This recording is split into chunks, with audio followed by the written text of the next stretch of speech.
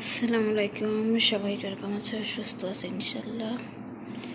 আল্লাহর কাছে দোয়া করি। দেখো কত বড় একটা তরমুজ। তরমুজটা ঠিক মিষ্টি কুমড়ার মতন। আর অথবা সবাই ভাবো যে প্রবাসীরা কত সুখে, প্রবাসীরা যে কতটা কষ্ট করে সে একজন প্রবাসী জানেন। আর তাদের ইচ্ছা হলে কখনো তারা দেশে ফিরতে পারে না, অথবা ঢাকা থেকে অনেকে তারা ইচ্ছা হলে দেশে চলে যেতে পারে, পরিবারের সাথে দেখা করতে পারে, কিন্তু প্রবাসীরা কখনো সেটা পারে না। তাদের জন্য সেটা কখনো সম্ভব হয় না। একজন প্রবাসী জানে প্রবাসীর কষ্টটা কতখানি। ভিডিওটা ভালো লাগলে অবশ্যই একটা লাইক দিও, শেয়ার দিও, তাহলে ভিডিও ছাড়ার আগ্রহটা পাই।